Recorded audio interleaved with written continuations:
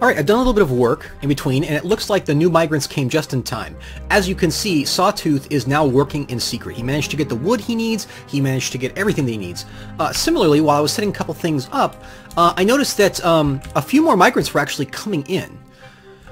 And Vutok here is actually out hunting. So we've got a couple people out hunting. We're actually going to need to start producing ammo. But if we look, where is it? There was a wolverine that got here, which is kind of nightmarish. You know, and we can actually see that Ustuth here went and he just completely destroyed that cobra. He hit it, and he has gold hammerhead bolts. Now, I don't know who thinks it's okay to be using gold. Someone brought Orichalcum with them, which I don't understand why they would have it, but I guess it's just some bars they brought for old time's sake. But that's fantastic, too. We can use the Orichalcum. And I'm sure everyone will argue with me about the proper pronunciation of it. I am going to keep saying it this way. So we're going to keep processing leather. We're going to go ahead and probably get some other things. But the next thing is we want to start... if we're going to have hunters and we're going to have a military, one of the things we need to get under wraps is a functioning military training situation, right? I think that we're okay on the... Yeah, we still need to do some rock armor stands and some other stuff. And it's a little bit tricky getting any sort of masonry work done because of the wall. But we're almost done with the wall. And that will be... Once we're done with that, then we're going to have a lot of mason talent up. But we also are going to need a sick bay, as it were. A sick bay is sort of a place, a medical bay where we can go. And everybody wants wells. So...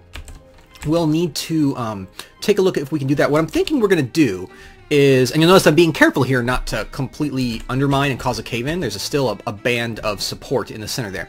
But we're going to fill this area, we're going to completely empty it out.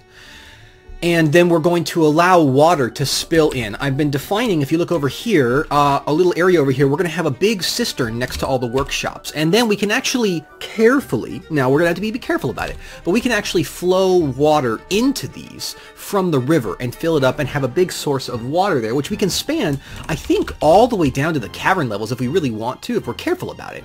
And so we'll pre-plan a little bit. You always put a bunch of outlets on your cisterns. I'll show you how that works probably in the upcoming time. But what I would like to do is resume time and see if we can see what Vostok is working on. And, you know, let's make sure that he's got, you know, a pretty good setup here. Now, we do have an extra lever, I think, over here. We have another lever. Oh, let's build trap lever, and we want to get another lever right here, where that thing is. Because we do want to make sure to be able to put down our fortress in lockdown mode. Now, we're having a lot of trouble with just getting enough mechanisms built. Poor Lana just can't keep up with the demand. And that's you know, no good. Meanwhile, though, we've definitely got a great stockpile of food for, you know, all the migrants that we have. Our seeds are just out of control. Our drink is in a great situation. Really, everything is going well. So we just need to finish the wall. He's created a... we've got another strange mood that succeeded. A wooden splint that is an artifact wooden splint. What the heck? So let's go as an artifact. So we... Stagzer Likrukram. Liru Kakam, that's the olivine figurine of the founding of our society. And then we also have trapped contingencies, a wooden splint. What's it look like? This is a wooden splint. All the Craftsdwarf ship is of the highest quality. It is encircled with bands of wood. It's adorned with hanging rings of wood and menaces of spikes on wood. On the item is an image of a frozen slave dark elf in fur. This is really dark, man. That's like, I mean, like the fact that your crutch would have spikes? I don't think anybody wants that. Okay. I mean, yeah. Great. Okay, well, it would look like the tanner's shop. We could maybe get some more work done on these things. Meanwhile, we do got to make sure to keep, milking creatures, and then we'll make more cheese. I need to figure out how to do that. If anybody knows how to use workflow to milk creatures and shear cheese, let's go ahead and handle that.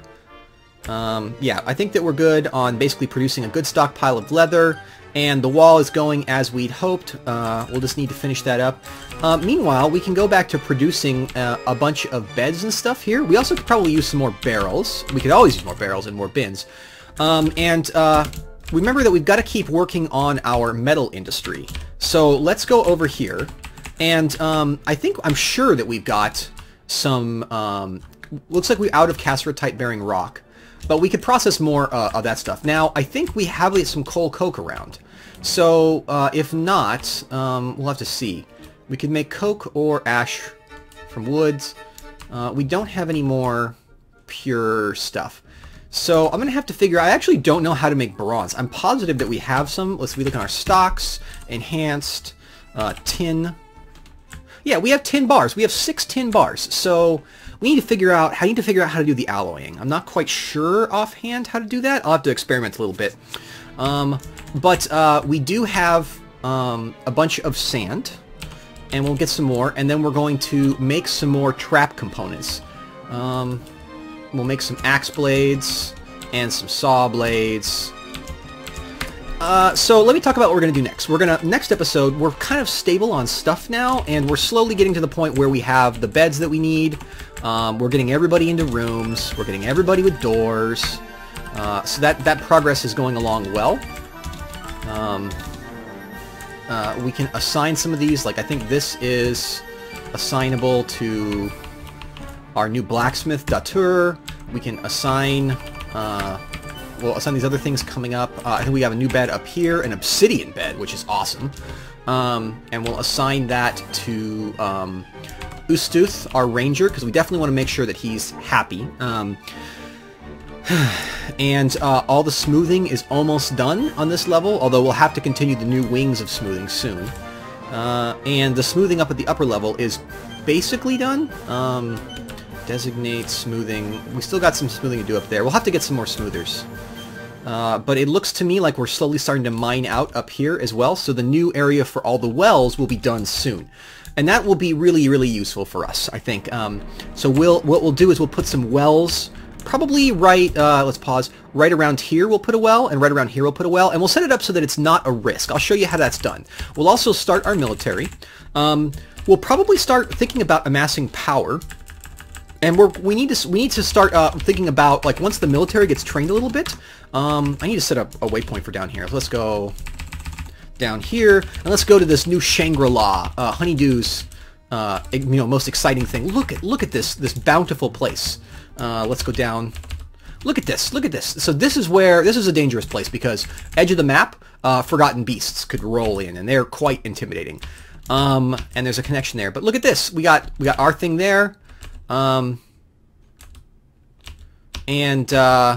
We can actually continue down, like, they'll get down to it eventually, but we can actually start to work on this area, perhaps remove all of the ramps around here and start to handle that. I think the even more promising is right, let's see, here? Yes, right here looks just amazing to me. It's a very, very controllable area. We can get rid of all the ramps nearby, or pave over them. We've got cave spider silk. We'll have to send our military in first because we just don't know what's going to be down there. But we'll get the military in, we'll remove all the ramps, and then we'll see what we can do, because I think that this could be the start of... Well, I need a name for the second part of this. So if someone could come up with a name for this lower part of things, where we're going to do the continuation of Yogg's Modem, that'd be awesome. Also, by reaching this cavern, we have exposed our dwarves to spores. Now, it may be the case that we're already seeing the effects of it. Let's go over here. Aha! You'll note that several of these areas that before were never ever greening are now covered in moss. And this is exciting for us, because now we can start to move these shrubs and other things. We can start to get internal spaces beneath the map, beneath the surface, that are suitable for livestock. And that is great for us because we have lots of livestock. That'd be great. So I'm hoping that this area, remember, is exposed to the sky so that we can do farming here. And then this area right here is likewise a little bit of a going to be an area that we can do underground farming, but also underground pasturing, I think. So that will be a fantastic place. We need to finish up our traps here, but we're having a lot of problems with mechanisms and mechanics in general. We just really only have one competent mechanic, and that is Lalna. So if we go over here and we sort by mechanics, we can see that even if we don't group it all, we can see that top of the totem, let's see, where is mechanics? There it is Lalna. And honestly, he's not that great. And literally we have no one else who's any good at it, right? It's all the way down, just terrible. That's unfortunate, but we're gonna, maybe we'll figure out some other people to put to the task, because we have to have a lot more traps. Duncan demands it. He demands assistance, basically. What is he up to right now? Ah, he's constructing mechanisms. Well, that's good. And we need to get him into a guild. It looks like we have a few idlers, but we can definitely solve that, no problem. Look, we got a mason who's idle, so... don't worry, buddy. We'll get you working. Yeah, metal crafting and stuff like that. Yeah, so I think that probably next time we'll do that. Please offer me a name if you want a dwarf named after you. We just got a big new batch, so let me know and we'll see what we can find. We'll start a military, and we'll see what we can do about this cistern, getting the thing set up, because we're basically in a place where I think our fortifications are stable. We're in a good spot. We just need to get our, to move our trading posts and start to fortify the upper world as we move downwards, and we need a competent military to do that. Thank you very much, folks, for watching this session. I hope that you enjoyed it. I hope that I didn't make any Dwarf Fortress pros just scream at their, at their screens for too long, because, you know, I would hate to cause you any consternation. Why are you upset? Are you mad because... Why are you upset? Oh, because you're caught in the rain. That's why you're mad. You know, is there anything I can do better? Let me know. My plan is to build a cistern and also to start make some logic for some interesting traps. Because what I plan to do is basically build one large entrance into the city over there, and then we'll completely take it from there. We also need to fence off a large area for all of this livestock, or bring it downstairs. We'll see. Bye, folks. Thanks for watching.